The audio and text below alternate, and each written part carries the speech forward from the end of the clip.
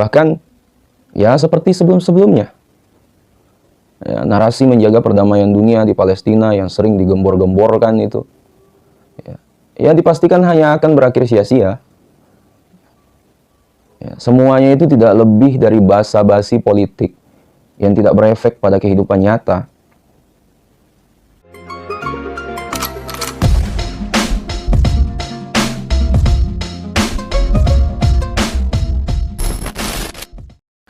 Bismillahirrahmanirrahim. Alhamdulillahilladzi an'amana bi ni'matil iman wal islam.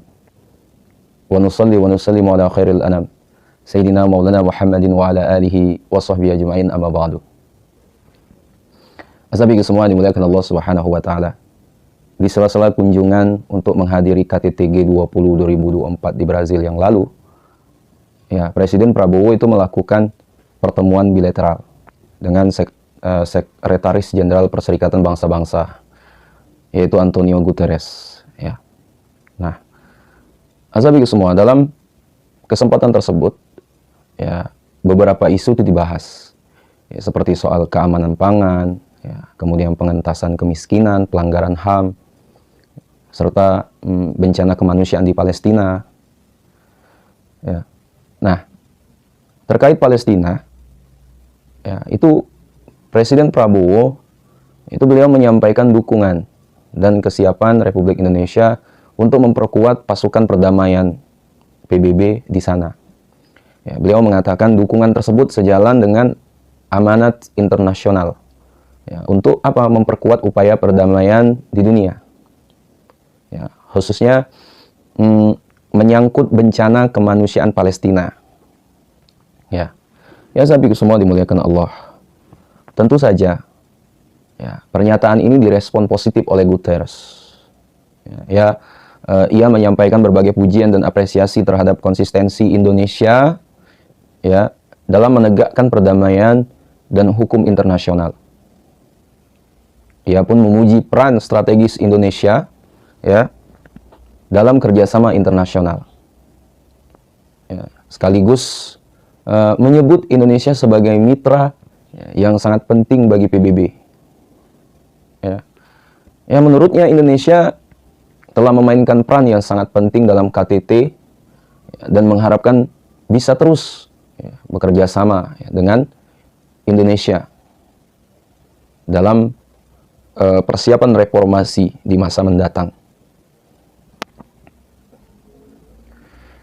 Ya, sahabat semua dimuliakan Allah, saat pembicaraan penuh retorika ini berlangsung, Palestina Press Agency yang dikutip kanal Telegram Gaza Media, ya, pada waktu lalu, ya, itu merilis kondisi terkini kasus genosida warga Gaza, ya, hingga hari ke-408, ya, atau 15 Jumadil Awal 1446 Hijriah yang lalu.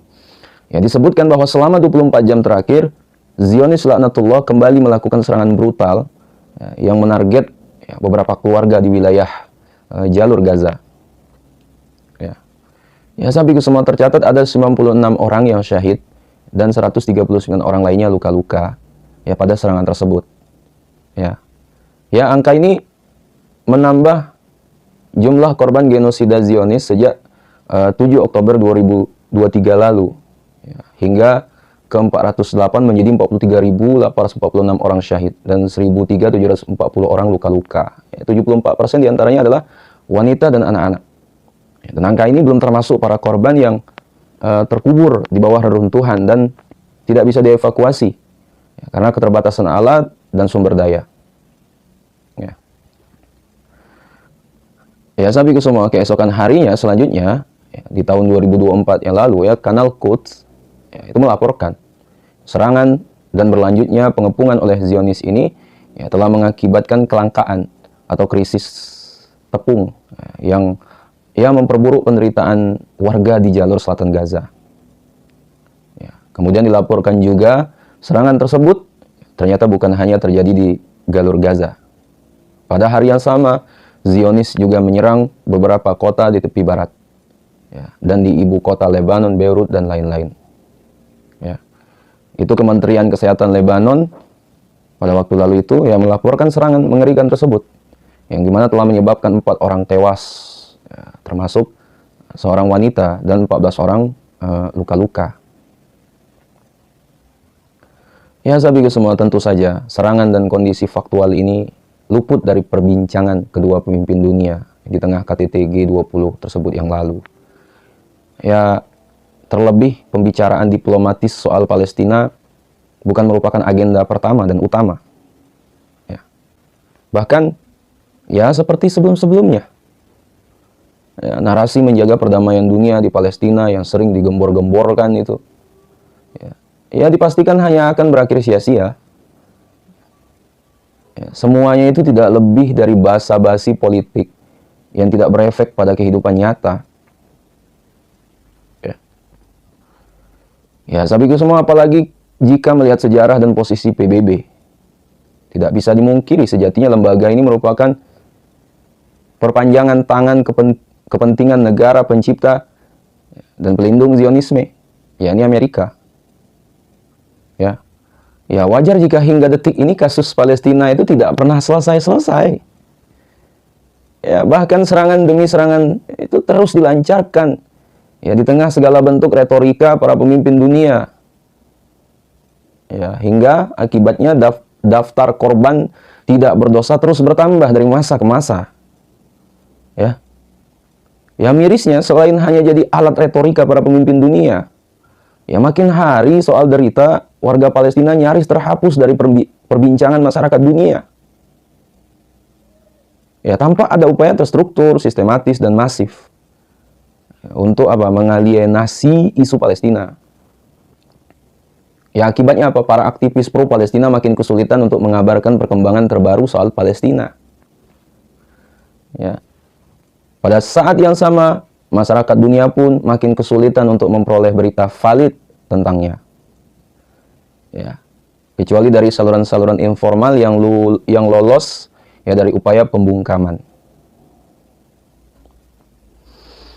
Ya, sahabatku semua dimuliakan Allah, sebagaimana diberitakan Antara ya, yang lalu ya, itu kantor berita Palestina WAFA itu sempat memberitakan temuan NGO yang concern terhadap isu Palestina bernama Sada Sosial. Lembaga ini menemukan pada sekitar 11 Oktober lalu ya, semua kanal media sosial seperti Facebook, IG, WhatsApp, TikTok, X, YouTube, Threads, dan lain-lain serempak melakukan penghapusan konten soal Palestina. Ya, termasuk hasil liputan wartawan Palestina beserta suara-suara dukungan atas Palestina. Ya. Ya, sahabatku semua, dilaporkan juga semua platform tersebut ya, melakukan upaya pembatasan terhadap yang mereka sebut individu dan organisasi berbahaya. Ya, dengan dalih demi melawan penyebar luasan terorisme. Ya. Sementara pada saat yang sama, justru bermunculan konten-konten berbahasa Ibrani pro-Zionis yang provokatif dan sangat menyudutkan Palestina. Ya, sahabatku semua diketahui, ya, semua kebijakan kanal tersebut dilakukan salah satunya atas permintaan dari Uni Eropa. Namun pemilik perusahaan medsos terbesar, ya, Meta, FB, dan IG, Mark Zuckerberg, ya memang juga dikenal sebagai pro-Zionis.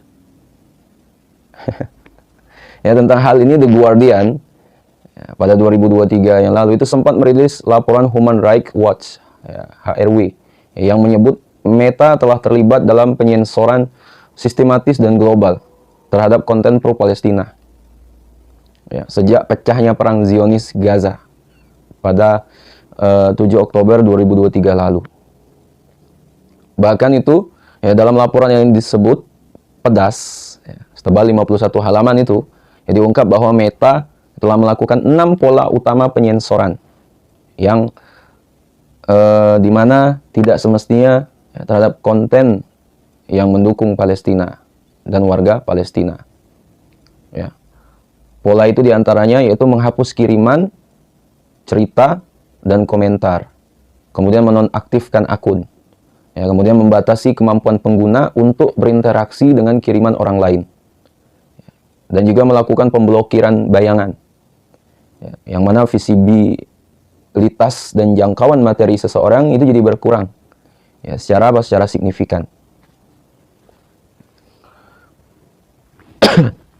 Ya, saya pikir semua sikap para pemimpin Muslim ya yang bergantung dan berharap pada PBB dan negara-negara adidaya, ya itu tentu sangat disayangkan. Terlebih pada faktanya, tragedi Palestina sudah berlangsung sejak sangat lama. Ya, bahkan sekali lagi, PBB yang disetir Amerika lah yang justru apa? Bertanggung jawab atas lahirnya kanker berbentuk negara Yahudi di jantung tanah Palestina. Ya. Betapa tidak? Pada 1947, resolusi PBB 181 disahkan oleh Majelis Umum atau MU ya, PBB atas arahan Amerika dan sekutunya. Ya, isinya menyerukan pembagian Palestina menjadi negara Arab dan Yahudi. Ya, dengan kota Yerusalem sebagai corpus separantum, ya separantum. Ya, dalam bahasa Latin itu disebut entitas terpisah, ya, yang akan diatur oleh rezim internasional khusus. Ya, resolusi itulah yang dianggap oleh komunitas Yahudi di Palestina menjadi dasar hukum berdirinya apa yang mereka sebut negara Israel, ya, yang diperkuat dengan resolusi MU PBB ya, 273 1949 yang menetapkannya keanggotaannya di PBB. Ya, tentu saja Amerika punya target politis dan ideologis.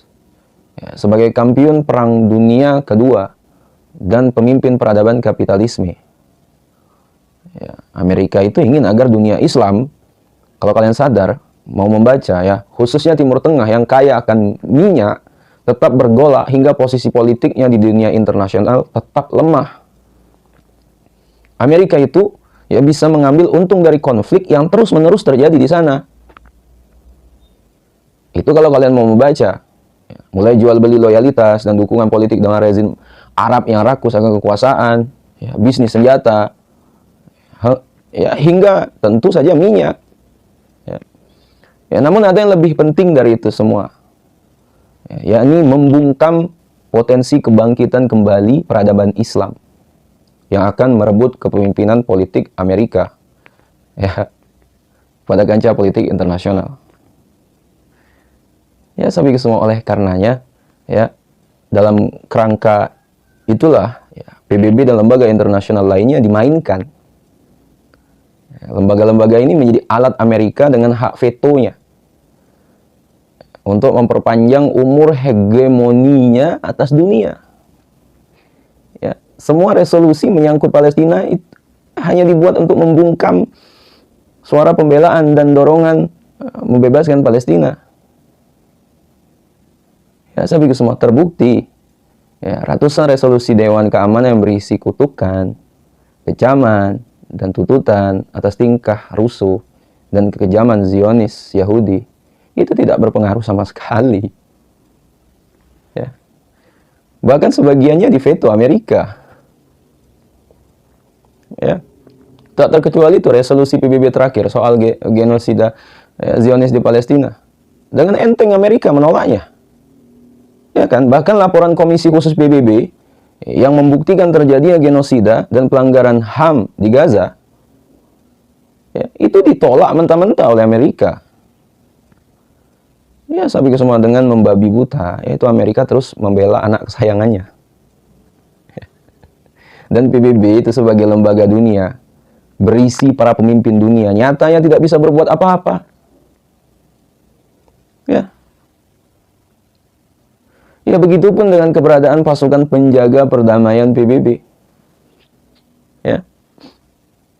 Meski dalam situs Better World ya, campaign ya, disebutkan bahwa selama 76 tahun ya, pasukan penjaga perdamaian PBB telah menjadi salah satu alat terpenting ya, untuk meredakan konflik ya, dan mendorong perdamaian dan keamanan di seluruh dunia. Ya. Juga dibentuk ya, untuk membantu negara-negara menavigasi jalan yang sulit dari konflik menuju perdamaian, ya, pemeliharaan perdamaian, serta memfasilitasi proses politik, ya, melindungi warga sipil, ya, membantu pelucutan senjata, ya, demobilisasi dan reintegrasi mantan kombatan. Namun apa faktanya? Organ di bawah otoritas Dewan Keamanan PBB ini juga ya hanya menjadi alat untuk menciptakan perdamaian semu. Dalam kerangka apa? Dalam kerangka kepentingan Amerika ya, sebagai polisi dunia. Ya, saya pikir semua Amerika dan sekutunya lah yang selama ini memainkan peran penting dalam mendukung proyek-proyek yang disebut sebagai demokratisasi di berbagai wilayah konflik. Ya, seperti menginisiasi ya, penyelenggaraan referendum atau pemilihan umum, ya, melindungi dan memajukan hak asasi manusia, ya, dan membantu dalam penciptaan dan pemulihan supremasi hukum. Ya, saya pikir semua itu tetap dilakukan dalam kerangka kepentingan politik, ekonomi, dan ideologi Amerika dan sekutunya. Ya, saya pikir semua dimuliakan Allah. Maka dengan melihat track record yang demikian, ya bagaimana bisa kita berharap perdamaian dunia benar-benar akan tercipta? Ya, lalu kita bermimpi tuh bisa menjadi bagian dari yang akan mewujudkannya. Bagaimana pula di tengah berkelindanya kepentingan nasional berbagai negara, termasuk Arab dan Amerika atas konflik Palestina. Ya, kita berharap bisa menjadi pahlawan bagi kaum tertindas di sana. Yang justru terjadi adalah apa? Kita terposisi sebagai kacung negara penjajah dan dimanfaatkan untuk mendukung penjajahan atas dunia. Ya, di bawah mitos narasi perdamaian dunia. Ya, saya pikir semua yang dirahmati Allah. Terakhir nih, ya, Habib Rizik itu kemarin sempat menyuarakan seruan kuat kepada umat Islam sedunia, juga terkhusus di Indonesia, ya, untuk menghentikan segala bentuk perpecahan, sektarian yang melemahkan kekuatan umat.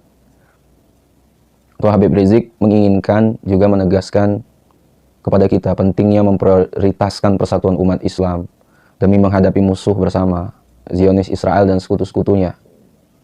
Beliau mengatakan stop debat Sunni, Wahabi, Syiah. Ya, tegas beliau dalam pernyataan yang menyentil ya, perpecahan yang kerap terjadi di internal umat Islam. Ya.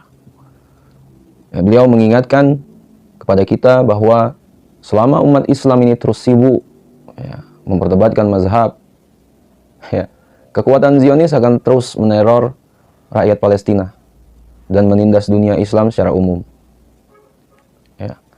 Dan juga Habib Rizik mengajak seluruh komponen umat Islam ya, untuk menanggalkan ego sektarian dan fokus pada agenda besar, yaitu memboikot Israel dan sekutu-sekutunya, serta ya memperkuat barisan perjuangan demi kemerdekaan Palestina.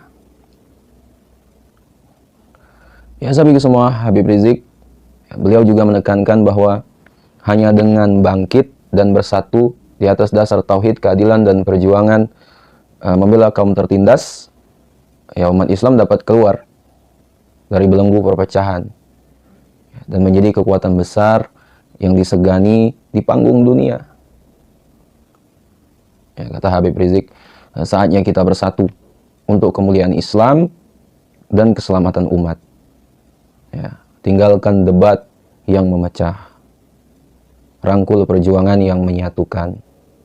Ya, pungkas beliau. Ya, saya pikir semua dirahmati Allah Subhanahu wa Ta'ala. Ya, siapa yang nggak mau bersatu? Siapa yang nggak mau? Ya, kita menginginkan persatuan. Ya, terkhususnya antar umat Islam. Ya, tanggalkan dulu tuh perbedaan. Yang penting kita bersatu dulu. Ya, coba kita lihat ya, bagaimana Iran, ya, yang jelas di situ mayoritasnya Syiah. Ya, mereka ya, berani tuh membombardir Tel Aviv itu ya, di Israel. Ya. Dan juga di balik itu semua, coba kita lihat para pemimpin Arab yang lainnya pada kemana? dan juga selama ini Palestina tak henti-hentinya ya ditindas. Para pemimpin Islam yang lain mana? Mana yang disebut kemerdekaan bagi bangsa Palestina? Gak ada. Semuanya hanya retorika saja, mulut saja. Nah, maka kita sebagai umat Islam, ya sudah itu perpecahan. Ya, tapi sepertinya itu sulit. Ya, Beb. Ya, kalau Sunni itu, ya kami itu gampang, Beb. Ya, Beb. Ya. Kalau Syiah pun mungkin kalau diajak mungkin mau itu untuk bersatu. Tapi ini nih, Wahabi nih, agak keras kepala. Ya. Ya, agak sulit ngajak saudara kita yang satu ini. Ya, ya susah gitu. Ya, sekali lagi ya, sahabat semua rahmati Allah. Ya kami ya hanya bisa berdoa, Allahumma fir lana wa li ikhwanina allazina sabaquna bil iman.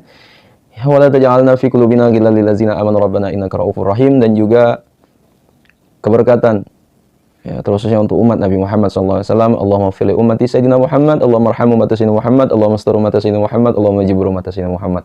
Ya, jadi mungkin sahabat semua ya itu yang dapat kami sampaikan ya. Ya kami nggak bisa banyak berkata lagi. Ya mungkin sampai di situ dulu. Sekiranya video bermanfaat, jangan lupa share pada orang yang kita cintai. Dan juga jangan lupa share ke akun media sosial kalian yang lainnya agar jauh lebih bermanfaat lagi. Wallahualam. Assalamualaikum warahmatullahi wabarakatuh.